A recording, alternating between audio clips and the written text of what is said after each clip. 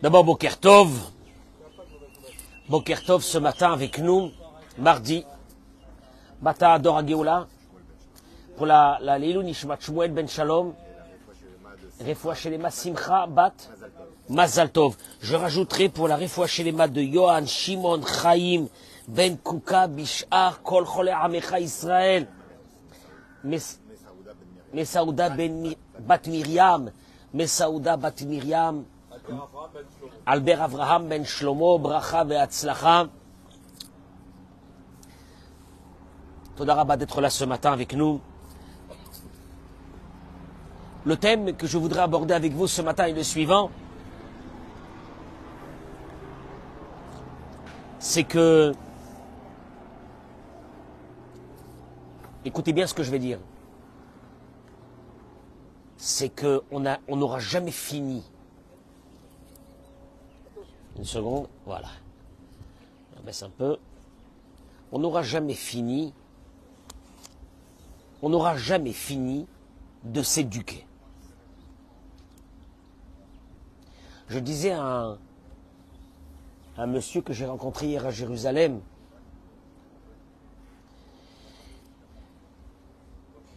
je ne suis pas le seul à l'avoir constaté. J'ai parlé avec beaucoup de rabbinim qui me disent la même chose. Que cette dernière génération, avant la Géoula, comment s'appelle nous? Dora Géoula, la génération de la Géoula.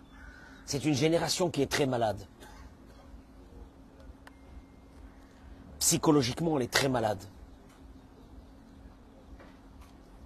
Et c'est une génération qui a un besoin vital d'être éduquée. Nous tous, on a un besoin vital d'être éduqués.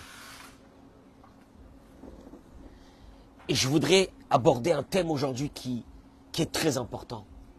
C'est celui de s'éduquer et de continuer à s'éduquer pour pouvoir éduquer les autres.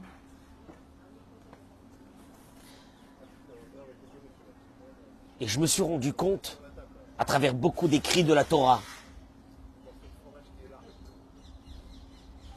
qu'on n'aura jamais fini de s'éduquer et que les messages qui nous parviennent, les plus virulents, les plus durs qui nous parviennent, qu'on a besoin de s'éduquer, c'est à travers nos enfants. Vous allez le voir. Ou nos petits-enfants. Mais déjà, je voudrais vous donner une idée. Elle est fabuleuse, elle est marquée dans la Torah. Nous sommes dans la paracha de Tetzavé. Elle parle de quoi, la paracha de Tetzavé? Du fonctionnement du Mishkan, du Beth Amikdash. Et la Torah nous dit une chose, d'une importance capitale, celle de la préparation des huiles qu'on allait mettre dans la menorah. Et là, la Torah nous dit une chose, Ve'ata Tetzavé et Béné Israël. Écoute-moi bien, Eric. Quand à toi, Dieu dit à Moïse, à Moshe, tu ordonneras, les béné Israël, les enfants d'Israël, Veikroué les chai qui prennent pour toi de l'huile pure d'olive, concassée pour le luminaire, les haalot nertami pour faire monter la lumière perpétuelle qu'il va y avoir dans la menorah. Tu me suis? T'es avec moi? Très bien.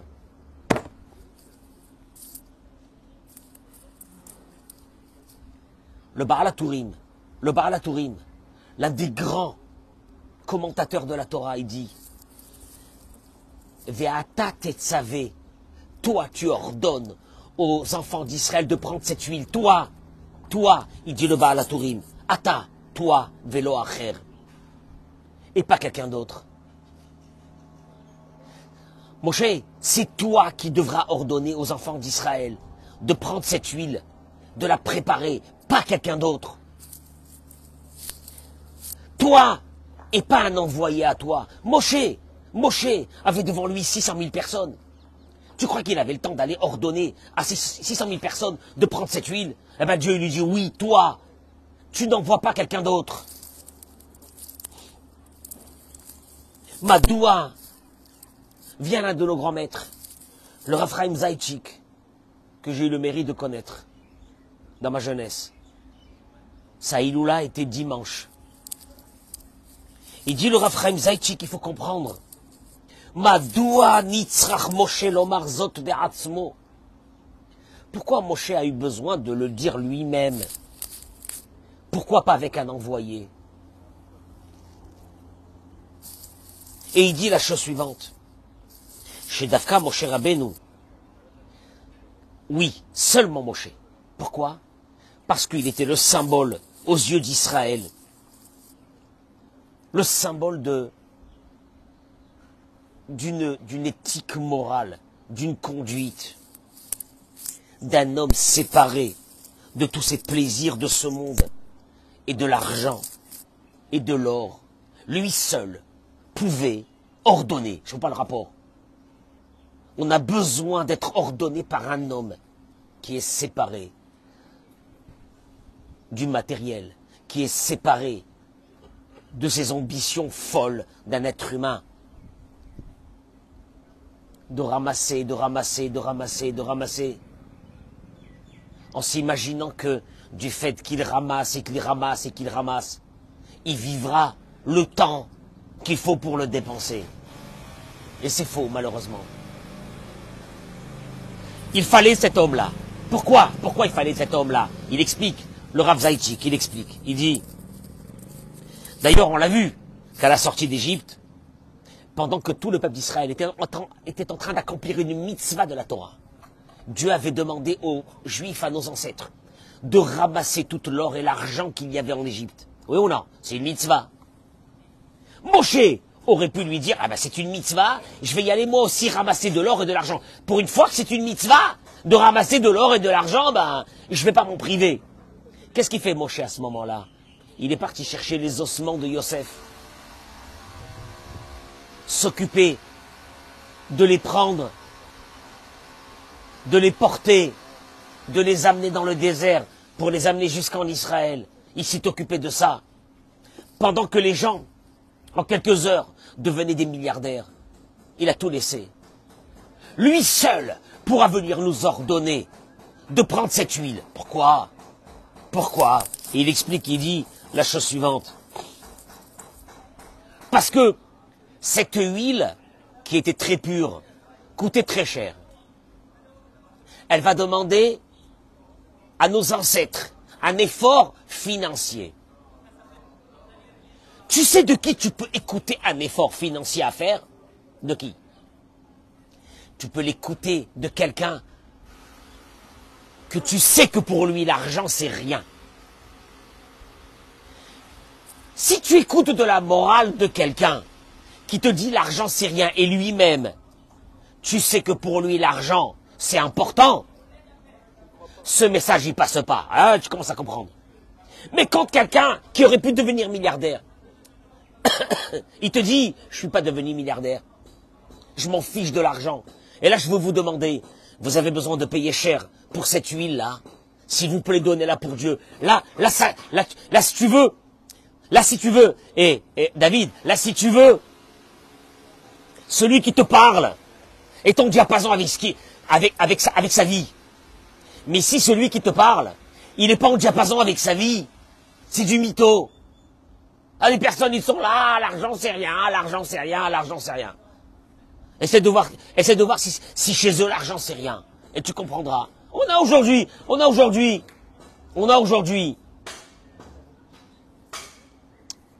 Eric, on a aujourd'hui une nouvelle race de rabbins. On les appelle des babas, je sais pas ce que c'est. Qui font partie du classement de Forbes. Quand ils te parlent de l'argent, que c'est rien, t'as pas envie de les écouter. Ils sont là, ils te disent que l'argent c'est rien, alors que c'est des milliardaires. Ils te disent que l'argent c'est rien. Aujourd'hui, il y a des multinationales par des babas. Là, il faut le savoir. Et ils te disent l'argent c'est rien, l'argent c'est rien. T'as envie d'écouter des types comme ça, quand ils te disent que l'argent c'est rien. Ils font la morale aux autres que l'argent c'est rien. Chez eux, l'argent c'est pas rien. Alors, Moshe Rabbeinu, la Torah te dit, Moshe Rabbeinu était un homme qui nous l'a démontré qu'au moment où on a ramassé des milliards, il n'était pas là. Il aurait pu les ramasser lui aussi, autant que nous. Ah, il n'est pas là. Alors lui, quand il vient te dire qu'il faut donner cet argent pour Dieu, Tu comprends que c'est important? Et là, il vient le Raphaël Zaïtchik et il te dit une chose. Mikan limud gadol et mechanchin. C'est là que je vais en arriver. Il dit, il y a ici une base de données pour toutes les formes d'éducateurs dans le monde. Que ça peut être des professeurs dans les écoles, que ça peut être des parents, que ça peut être quelqu'un qui veut être un tuteur de quelqu'un d'autre. Il y a ici une information capitale. Kol mi shirotze lashpi'a ala zulat. Tout celui qui veut influencer les autres. Tsarir berosh ou barishona. Il doit d'abord au début, avant tout. Le kadesh shem shamayim be'anhagato ve'liot duguma ishit be'ma'asav. Il doit avoir une vie équilibrée. Il doit être quelqu'un d'équilibré. Il doit être un modèle personnel. Alors, non mais, regarde. Dieu dit à Moshe, si c'est pas toi qui fais passer l'information sur l'huile qui coûte cher, elle passera pas. Non, pourquoi elle passera pas? C'est une information qui vient de toi, Dieu. Pourquoi elle passera pas? Dieu dit elle passera pas. Tu sais pourquoi elle passera pas? Parce que pour que ça passe, il faut que celui qui donne l'information est habité de cette idée. Si c'est que des paroles, tu prends ces paroles et tu les mets à la poubelle. Je vais pas épiloguer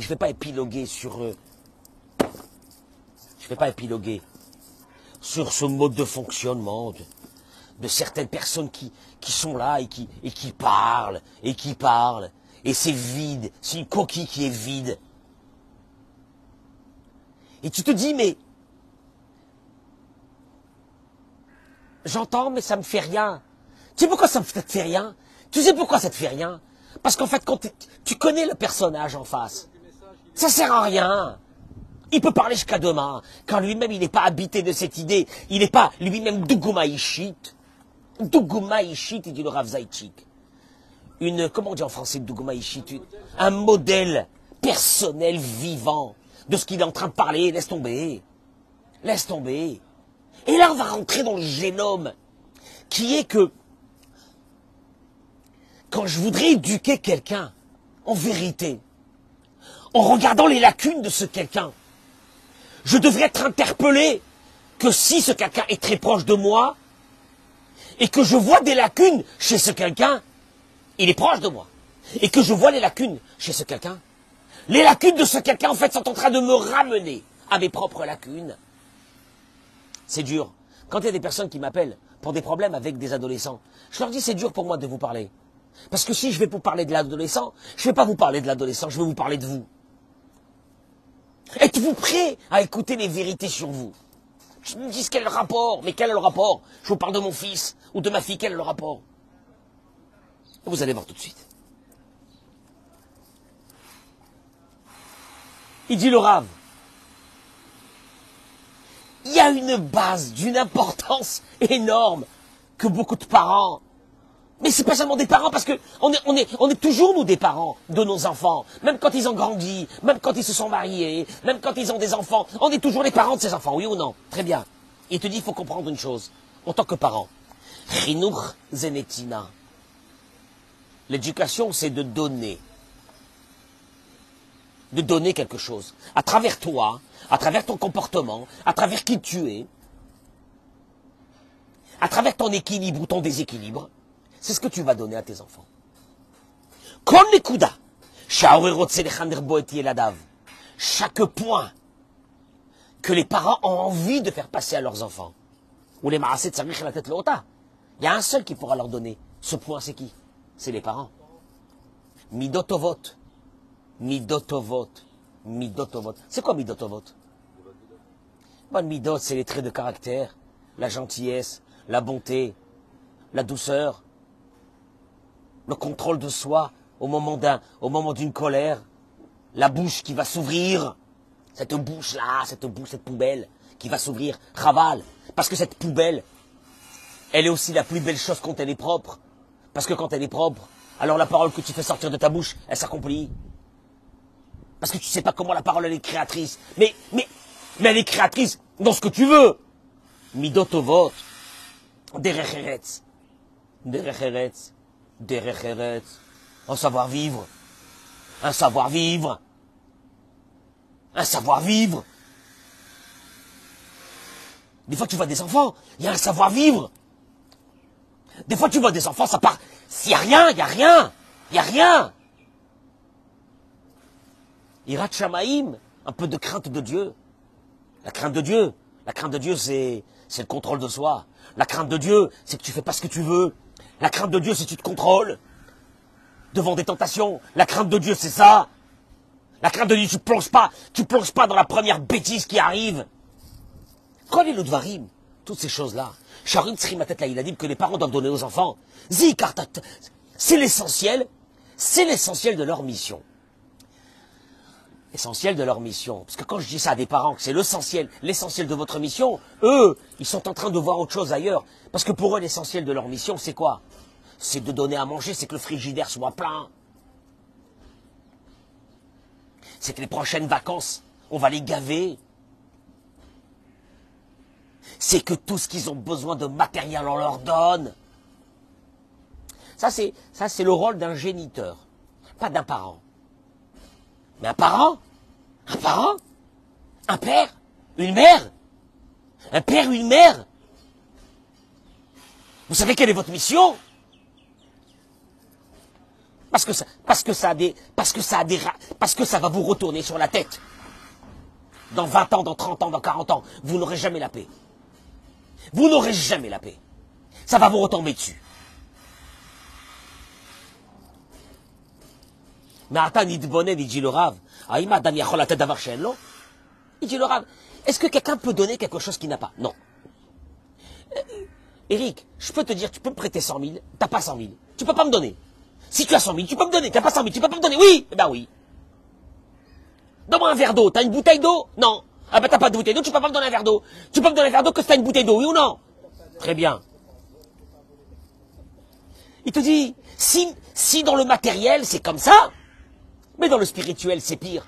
Spirituel qui veut dire les valeurs, hein. Je parle pas de religion ici. Hein. Je suis pas en train de dire que vous devez prendre vos enfants et les rendre des grands rabbins. On n'est pas encore arrivé à ce stade. Mais déjà, spirituellement veut dire les valeurs. Les dougouma, par exemple. Rakadam shishlo simcha yala khalatet simcha.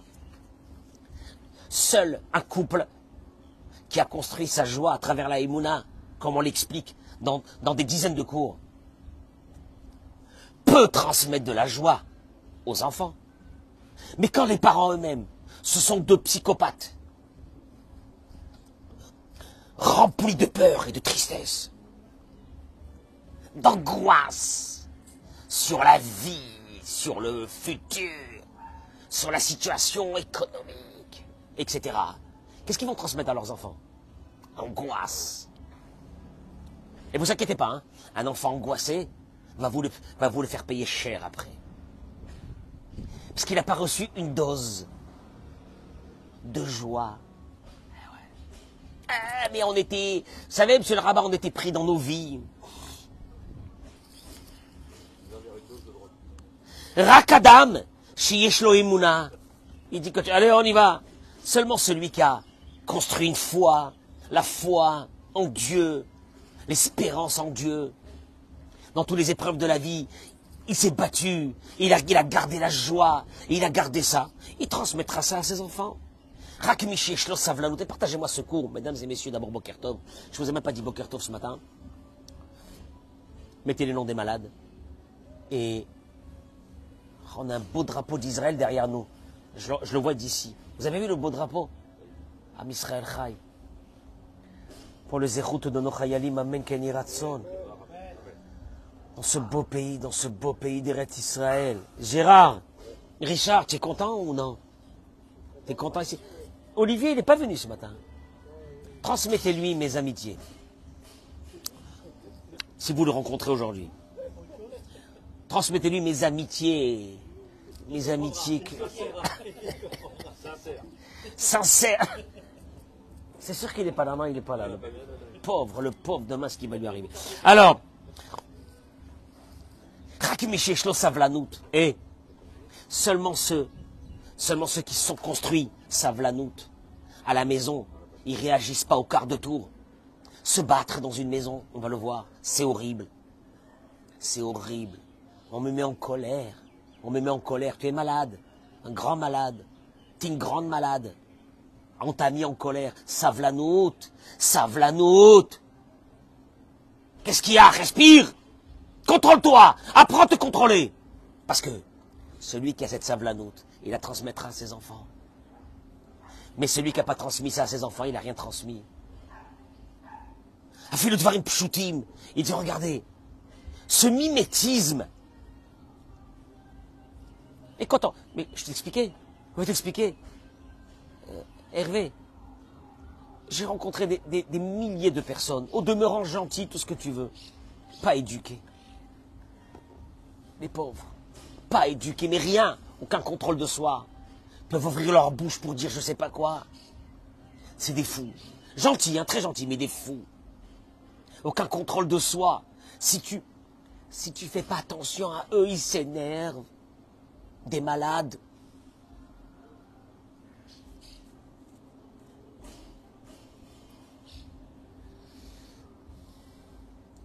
Ils subissent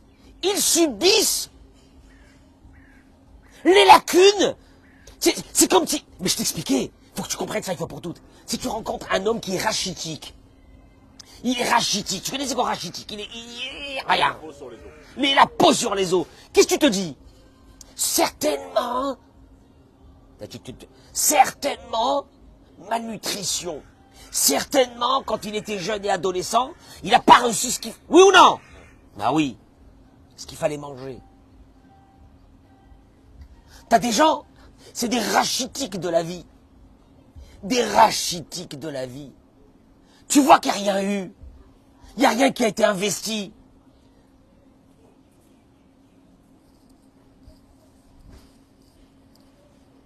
La reine, רואים שבדרך כלל הורים שגדלו אצל הורים שפגמו בחינוך הילדים.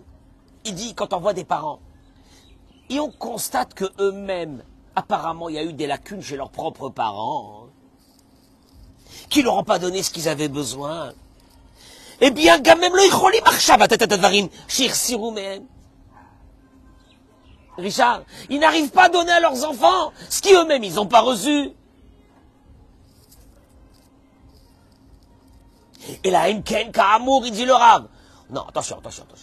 L'histoire n'est pas perdue. À moins que, Gérard, Yeshlem Avoda Atzmit, qu'ils ont fait un travail personnel. Chez Mashlimim Ba'atzmam, qui complètent eux-mêmes. Et Tachaser, le manque. Avec une vraie méditation, avec une vraie prière, avec un vrai travail. Sans cela, alors, en d'autres mots, on arrive à une constatation. Quand on voit des lacunes chez nos enfants, d'où ça vient? De qui? De nous. C'est à nous, on voit nos enfants avec leurs faiblesses, on a envie de les tuer. Mais en fait, ces enfants, ils ne peuvent être que ce qu'on leur a donné. Que ce qu'on leur a donné. Et c'est pas compliqué, hein. Si vous avez une passion qui est le foot, vos enfants auront la passion du foot. Tu me suis? Si vous avez la passion de gratter une guitare, vos enfants, ils auront la passion de gratter une guitare. Oui ou non? Oui. Si vous avez la passion de, je sais pas moi, la main verte, vous aimez les plantes, ou vous aimez les animaux, vos enfants, ils seront comme ça, oui.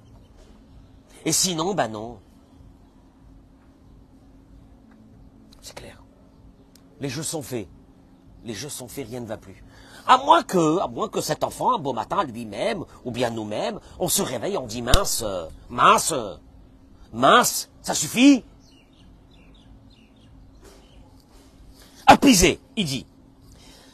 Si nous arrivons à cette constatation que l'éducation, c'est seulement ce qu'on est nous qu'on peut donner à nos enfants et rien d'autre, on peut comprendre l'histoire du Chafetz Chaim, que quand un jour sont venus chez le Chafetz Chaim un couple avec un bébé, en demandant au Chafetz Chaim de bénir le bébé, que le bébé soit quelqu'un de bien, la réponse du Chafetz Chaim, elle a été que c'est trop tard.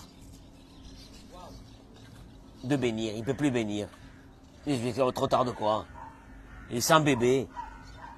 Le Chafetz Chaim, il dit que il aura dit comme ça, vous aurez dû venir chez moi pour recevoir cette bénédiction vous-même il y a 20 ans. Ben, il y a 20 ans, on était quoi eux-mêmes? Ils étaient quoi eux-mêmes? Il y a 20 ans, des bébés, des jeunes. En fait, le Chafetz Chaim, il est en train de leur dire une chose. Que quand on est déjà là, avec nos problèmes et notre vie, de demander une bénédiction que mon fils devienne tzaddik, c'est pas sur ton fils le problème. Le Chafetz Chaim, qu'est-ce qu'il a voulu leur dire? C'était vous. Vous aurez dû venir chez moi il y a 20 ans pour que je vous fasse une bénédiction. Ça veut dire quoi? Que vous devenez des tzadikim. Que vous devenez des gens contrôlés. Que vous devenez des gens bien. Pourquoi? Parce que si vous aurez été aujourd'hui des gens bien, et des gens contrôlés, et des gens qui fassent attention à leur bouche, et des gens qui font attention à leur colère, je n'ai même pas besoin de bénir votre fils, parce que votre fils, il est vous.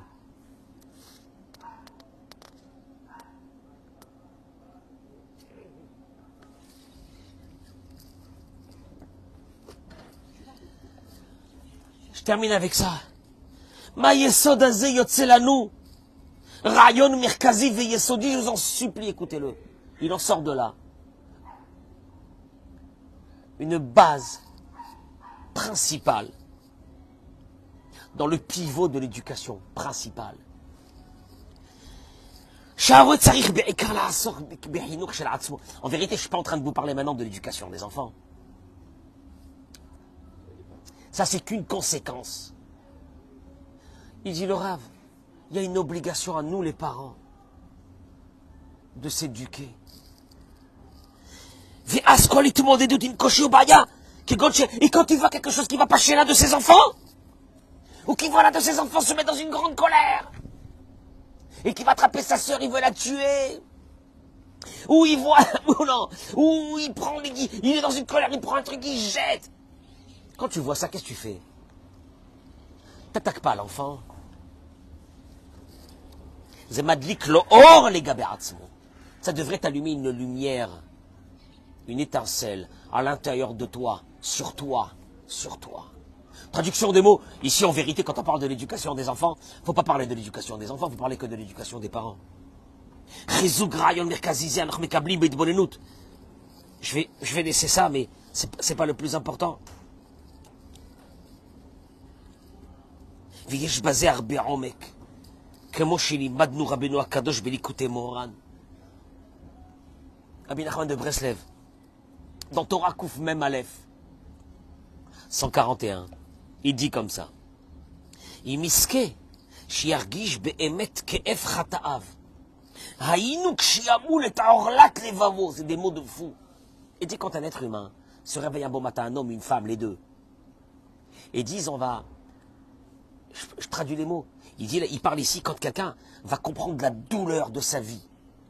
Et qui se lève un bon matin et qui décide de quoi? De couper, comme ça il dit les mots, Rabbi Nachman, de couper le prépuce de son cœur. Dans le cœur, comme dans le corps humain, il y avait un prépuce, on l'a coupé, on a fait la Brit Mila. Le prépuce de son cœur. Or, là, les vavos. De changer de vie, de changer de vie. De changer de vie. Parce que ça va pas à la maison. Parce qu'avec les enfants, ça va pas. Parce qu'avec rien, ça va. Ah, comment tu fais? Continue, toi, à te battre avec tes enfants. Quand tes enfants, comment tu peux te battre avec un enfant? En lui disant, n'aie pas faim. N'aie pas faim. N'aie pas faim. Alors qu'il n'a pas mangé, ça fait plusieurs jours. Tu peux pas dire ça à un enfant. Qui n'a pas mangé il y a plusieurs jours, n'aie pas faim. Tu peux le dire ça? Non. Il en manque. Quoi? Il n'a pas mangé. Tu peux pas dire à un enfant, maîtrise ta colère. Quand on ne lui a pas donné à manger, la maîtrise de la colère. Tu ne peux pas dire à un enfant, garde ta bouche. Quand en nous-mêmes, on ne lui a pas fait rentrer à l'intérieur de lui, on ne l'a pas alimenté avec cette maîtrise de la bouche. Tu ne peux pas dire à un enfant, et un bon regard sur les autres, ou sur la vie, quand nous-mêmes, le regard que nous avons sur la vie, il est néfaste. Tu peux pas. Alors arrête de te battre avec quelqu'un qui est sous-alimenté, ça servira à rien. En lui disant, ne mange pas, n'aie pas faim, n'aie pas faim. Comment on n'est pas faim? Donne-lui à manger. Je suis désolé, pour que je lui donne à manger, il faut que moi-même, j'ai de quoi lui donner à manger. Mais si tu n'as rien à lui donner à manger, bah tu n'as rien à lui donner à manger. Et là il dit, Rabbi Nachman, רק שיעמול את עורלת לבבו ויהיה לו חלל בלב, ואז ירגיש לבבו באמת גודל כאבו, ויצטער ויתחרט באמת, quand un être humain décide de changer sa vie. Et combien que c'est douloureux, dit le Rav, de changer sa vie, de se remettre en question, sur des convictions de la vie. Et je l'ai dit à quelqu'un, tu sais, tu peux garder tes convictions de ta vie, tant que tes enfants ne sont pas encore devenus adultes. Le jour où ils deviendront adultes, ils te briseront tes convictions de ta vie. Parce qu'ils n'auront pas le même avis que toi. Et ça va commencer par quoi? Ça va commencer par quoi? Ça va commencer par une crise d'ado. Et cette crise d'ado, au fait, c'est un reflet d'une carence chez nous. Dans presque tous les cas, il dit le Rav, il y a peut-être des fois des cas exceptionnels, mais presque tous les cas. Il y a des fois des personnes qui eux-mêmes ont des grandes carences, et Baruch Hashem, ils ont eu des enfants qui sont extraordinaires. Il dit le Rav, c'est très très rare. Ça peut arriver. Il y a toujours des exceptions. Mais la majeure partie des cas, ce que tu es, tu donneras. Alors comment on fait? Il dit le Rav, quand un être humain, un parent, des parents, se réveille un beau matin et décide de changer, eh bien il dit une chose extraordinaire. C'est métaphysique. Yargishu kam kol halevavot shel kol atipot shenimshechu mimeno. Tous les cœurs des enfants que ces personnes ont eu. Tu as eu des enfants, oui, des enfants. Au moment où toi, dans ton cœur, tu décides de changer et tu commences ce changement, cet équilibre dans ta vie, c'est énorme. Tous les cœurs de tes enfants, ou les kol makom shenim shechu, yargishu sham bamakom shehem. Tu vas me dire, mais mes enfants ne sont plus avec moi. Ce que tu m'as expliqué jusqu'à maintenant, c'est l'influence directe que je peux avoir vis-à-vis d'un enfant. Si moi je change, donc l'enfant qui va être à côté de moi recevra des qualités que je vais acquérir maintenant. Ouais, mais mon fils et ma fille, ils sont partis, ils habitent à New York. Il te dit, au moment où les parents décident de changer, et commence un changement, il se passe un changement dans les cœurs de ses enfants. Et c'est ce qui est marqué dans la Torah, Umal Hashem et levavecha, et Dieu circoncira ton cœur, vet levav zarecha, et le cœur de tes descendants. Là, c'est fabuleux. Horim, on voit d'ici, Horim, qu'avec un travail personnel des parents, mitanrim gamalevavot shel tzetzaav, se réveillent les cœurs des enfants. Afilu shem no nimtsaim liyado, même quand ils sont pas à côté de lui. Nimtsa, sha'iladim em kodem kol mar'ala horim, efohem atzma munachim. En vérité, il te dit, si tu termines la constatation, c'est que les enfants, c'est le miroir où les parents se trouvent. Non? Ça plaît pas. Ça plaît pas. Moi, quand on m'appelle pour des problèmes d'adolescence, je leur dis, laissez-moi, ça me plaît pas. Ça va pas vous plaire. Ça va pas vous plaire.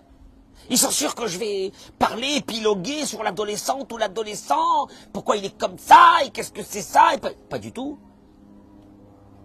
Je dis, moi, aux parents, l'adolescent est le fruit, il est le produit de votre vie. Sauf que vous avez réussi à maquiller votre vie. Vous lui avez donné des petites sortes de trucs et des machins, mais vous avez maquillé votre vie. Et lui, c'est quoi? C'est brut de... Comment on appelle ça, brut de... Hein? Brut de béton, ça se dit, ah, brut de béton. Brut de béton, lui, il cache pas. L'enfant, il cache pas. C'est brut de béton. C'est horrible. C'est horrible. Et combien de fois, nous, les parents, on voit pertinemment nos faiblesses à travers nos enfants de façon brute de béton, comme tu le dis. Et qu'on rentre dans des colères noires contre ces enfants. Pourquoi? Parce que nous, pendant des années, on s'était vertués à cacher nos défauts. Et un beau matin, cet adolescent-là, cette tête de claque, il a refait sortir nos défauts. Qu'on a tout fait pour cacher. Ah, ils nous ravent à Yom ce que je suis en train de dire. Moi, c'est dur, ça.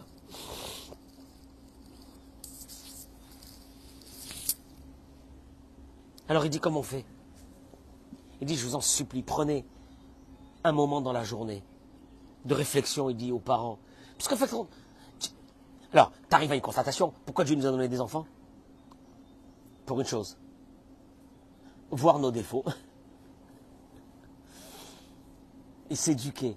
Tiens, un seul coup déjà, quand je viens de dire ce moment, on a moins de colère sur nos enfants.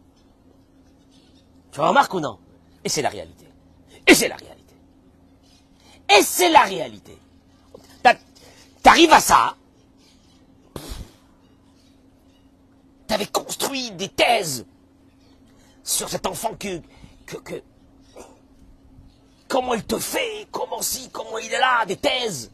Ah, il ressemble pas à ma famille, il ressemble à la famille de mon mari. Il ressemble à ma belle-mère, tu as des thèses, des thèses. Il dit, un parent qui ne comprend pas ce point et qui observe l'éducation de ses enfants comme si que chez lui tout va bien et qui doit essayer juste d'arranger des choses qui ne vont pas chez ses enfants, ça n'a rien à voir avec moi. L'échec dans l'éducation de ses enfants est déjà assuré. C'est rare qu'on t'ait dit ça. Hein. L'échec de ses enfants, elle est assurée. Tu veux que je te signe? Je te signe. Elle est déjà assurée. S'il n'observe pas à travers ça des réglages qu'il doit faire chez lui. Mais Kachera, il a dit Maktanim Maud, pendant que les enfants sont encore petits. Ou irait, et dit Kachera Miyugdolim. Voilà, il amène. Tu sais quand est-ce que il verra la constatation de ça? Vous savez, je vais vous dire une chose. Moi, j'ai connu beaucoup de personnes. Dans le monde religieux, surtout. Mais peut-être aussi ailleurs, hein, c'est la même chose, c'est kiff-kiff. Qui se sont concentrés sur la vitrine de leur vie. La vitrine. Pour cacher les travers qu'ils avaient. Ça, je le dis aux jeunes, hein, aux jeunes qui se prennent pour des grands charmologues. Sauf que 20 ans après, moi, les défauts que je savais qu'il y avait chez ces personnes-là,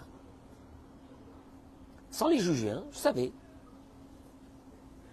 Les enfants fait sortir ça, mais de façon majestueuse. Maman. Traduction des mots, laisse tomber l'éducation de tes enfants. Il y a un vrai travail chez nous, les parents, d'éducation à faire. En vérité, une maison, c'est un laboratoire pharmaceutique où il n'y a pas un microbe qui doit rentrer. Ah, ouais, voilà, Hervé, il connaît, il travaille dans le laboratoire pharmaceutique. Et quand les machins, les choses... Ah oui ou non? Mais comment tu rentres? Scaphandre. Un scaphandre. Hein? Salle blanche. Et salle de décontamination avant de rentrer encore des trucs avec des iodés, des... Oui ou non? Maman, s'il y a une poussière qui est rentrée, une poussière. Hein? Des milliards, ils sont foutus. Une poussière. Mais la maison, c'est... Mais on ne se rend pas compte. On ne se rend pas compte. Que Dieu, il va nous donner des enfants. Et ces enfants, ils vont nous fracasser la tête. Ils vont nous démonter le cerveau. Tu sais pourquoi? Parce qu'ils vont nous apprendre que si toi, tu prends le taureau par les cornes et tu commences à changer ta vie, tu verras. Et sinon, il n'y aura rien. Alors tu vas hurler. Pendant 15 ans, tu vas hurler. À la mort dans la maison, tu vas hurler, tu vas hurler, tu vas hurler. Et un bon matin, tu vas constater que tous ces hurlements-là, qu'est-ce qu'ils ont fait?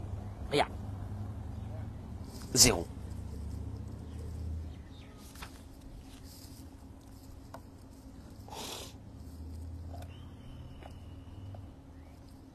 Et il dit, cette idée qu'on vient de trouver qui est le travail de soi, il te dit, quand une personne elle prend cette idée, vraiment pour elle, elle est mévatelet et kol hakoshiva marashchora chez Mitsuim les itim et comme une fois les parents sont en dépression sur la situation de leurs enfants. Catastrophe. Qu'est-ce que c'est ça? Et qui n'arrivent pas à se dire, mais ça n'a pas marché. Pourquoi ça n'a pas marché chez nous? Qu'est-ce qu'on a mal fait? Parce que quand tu comprends maintenant que toute l'éducation passera par l'éducation de soi, il n'y a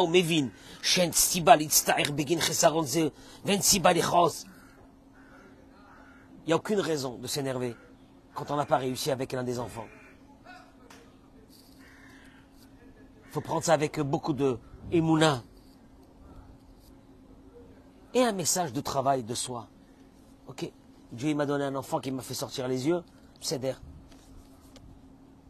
Je peux rester dans une optique, être en colère contre lui, lui en vouloir au monde entier, en vouloir à mon mari, en vouloir à ma femme, en vouloir à mes beaux-parents, en vouloir à mes je sais rien quoi. Non. C'est entre toi et Dieu. Au fait, cet enfant était le miroir de ta vie. Prends maintenant Dieu avec toi et dis à Dieu, allez, je fais commencer le travail. Il n'est jamais trop tard. Parce que même quand l'enfant est déjà parti de la maison, tu peux influencer chez lui, comme il a dit Rabbi Nachman de Breslev. Mais tout c'est le travail que de soi. Tout point que les parents n'arrivent pas à éduquer chez les enfants, c'est un point que chez eux, il est manquant. Donc l'enfant n'a pas reçu ce point. Je t'explique. Des parents qui font attention tous les matins, tous les soirs, en se levant, de se brosser les dents.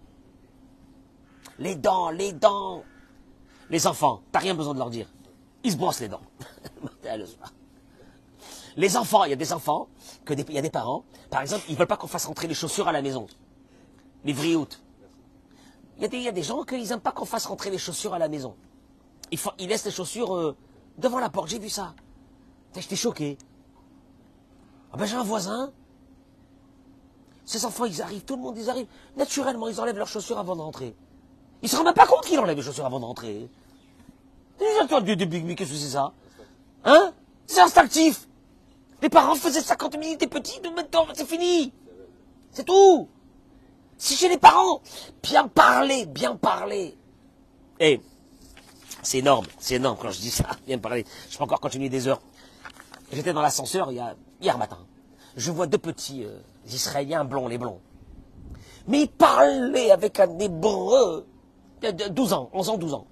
Ils parlaient, tu sais quoi, j'ai pas entendu parler, j'ai pas entendu parler comme ça, la vérité. Quand tu vois aujourd'hui les jeunes avec leur téléphone, avec à peu près 20 caractères, 20 sons qui sortent de leur bouche, pas plus, parce qu'ils n'ont rien appris. Et je les entends les deux en train de parler, le grand avec le petit, et ça discute. J'ai eu l'impression de me retrouver dans les années 80 en Israël. J'ai dit, purée, c'est quoi ça? Je descends en bas, et le papa, il était en train de les attendre, avec une grosse bagnole, c'est marqué dessus Microsoft. J'ai compris que le père, il était quoi? Un grand ingénieur chez Microsoft à Tel Aviv. Alors ça se voit, il a une tête comme ça. Mais, ah bah, c'est-à-dire que le père, comment il doit parler à la maison? De cette façon, et comme ça, etc. Ou non? Bah, les enfants, les enfants, c'est pareil. Eh ben, c'est tout. Si le père, lui, il rentrait dans la maison, il n'y avait pas 3 mots qui sortaient de sa bouche, et quand ça sortait, c'est « j'ai faim, donne-moi à manger », et rien d'autre. Bah, y a rien, c'est tout. C'est tout, c'est clair. C'est clair. Et là, ça te met devant une idée qui fait peur. Des fois, je vois des couples, ils se marient. Bon, il vient m'annoncer, Baruch Hashem, il a un enfant, 2 enfants, et moi j'ai les boules. Parce que je le vois, il n'est pas terminé. Maintenant qu'il n'est pas terminé, qu'est-ce qu'il va donner?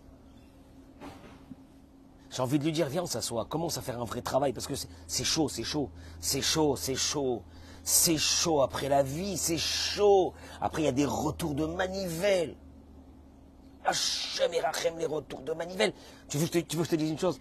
En vérité, si c'est pas que le Rav dit que celui qui veut, il peut faire un travail après sur soi pour changer, même quand il n'a pas reçu ces choses-là, tu te poses une vraie question, mais les jeux sont faits. Tu rentres dans une synagogue, tu vois 50 personnes ce matin, là. Chacun commence ses parents, ils étaient à la maison. C'est tout. Il est le produit de ce qu'étaient ses parents. Pas de ce qu'ils ont éduqué ses parents. Il n'y a pas d'éducation. Il n'y a pas d'éducation. 99,9% de l'éducation, c'est du mimétisme. Il n'y a pas d'éducation. Si j'ai vu mon père qui aimait ma mère, j'aime ma femme. Si j'ai vu mon père qui aimait donner pour les autres, j'aime donner. Oh non! C'est tout. C'est tout. Si j'ai vu ma mère faire comme ça, j'ai envie de faire comme ça. C'est tout. C'est tout. Et Akadosh Baruch Hu dit à Moshe Rabbeinu, il y a un seul qui peut aller leur parler de l'huile d'olive. Un seul. Celui que, quand il voit Moshe Rabbeinu, il voyait la personne qui n'aimait pas l'argent. Alors, ça a influencé sur eux de ne pas aimer l'argent et de dépenser maintenant de l'argent pour acheter cette huile d'olive. Tu entends ou non? Mais je ne peux pas recevoir, moi, un message de quelqu'un, ça ne correspond pas à sa vie. Ça ne sert à rien. Faire des conférences. Ça sert à rien de faire des conférences. C'est pas des conférences qu'il nous faut. Il faut... Tu veux que je te dise une chose? Quand tu es avec quelqu'un qui est bien, reste avec lui parce que sa présence seule, sa façon de réagir seule va influencer sur toi. Il n'a même pas besoin de te parler. Tu entends? Ouais, c'est ça. C'est tout. Et quand je vois aujourd'hui des personnes qui souffrent le martyre de leur vie, parce qu'ils ont reçu des informations tellement erronées. Il y a des personnes que tu vois, ils souffrent. Ils souffrent pour ramasser de l'argent. Ils souffrent pour ramasser encore des biens. Et des fois, je leur dis, mais j'ai pas 5% de tes biens. Et tu es malheureux, tu as envie de mourir. Qu'est-ce qui va pas? J'ai pas 5%. Si vraiment les biens, l'argent et les biens amènent le bonheur, tu devrais déjà être aujourd'hui à un certain niveau de bonheur. Rien, c'est un manque. Un manque. Que quand il était petit, on lui a montré ce manque. Ce manque que celui qui n'a pas d'argent, il peut mourir. Un manque. A fait de lui aujourd'hui un adulte qui approche de la cinquantaine ou de la soixantaine, qui a envie de mourir. Parce qu'il n'a pas encore ramassé ce qu'il devrait ramasser. Ça, c'est un truc de fou. Des vies gâchées. Des vies gâchées. Des vies gâchées par inconscience que l'éducation, c'était ça. L'éducation, c'était ça. Et que peut-être avant d'avoir des enfants, on aurait dû, comme il dit le Chafetz Chaim, on aurait dû se préparer. C'est ce qu'il aurait dit à ses parents. Mais, dommage que vous n'êtes pas venu 20 ans avant, je vous aurais fait à vous une bénédiction, peut-être, je vous aurais expliqué les choses. Mais là, c'est trop tard maintenant, le bébé, il est déjà là, je peux rien faire. En fait, il voulait... C'est pas qu'il peut rien faire maintenant. Il voulait leur dire, il y a un vrai travail à faire. C'est pas une bénédiction que je vais donner moi à votre fils qui fera marcher l'histoire. C'est vous. C'est vous, c'est de commencer votre travail. Alors, une famille où il y a des hurlements. Une famille où il y a des mots de maltraitance. Une famille où il y a des colères. Une famille où il y a un père qui rentre pas à la maison. Une famille où il y a une mère qui n'a pas terminé son adolescence. Nous fera grandir la génération future de grands malades. Et puis ça servira à rien d'avoir une bonne conscience que tous les matins vous hurlez sur ces enfants. Si vous ne leur avez pas donné ce qu'ils ont besoin, ça sert à rien. Et vous êtes en train de nous construire la génération malade de demain. Bon, comme ça, il y aura toujours du travail pour les rabbins.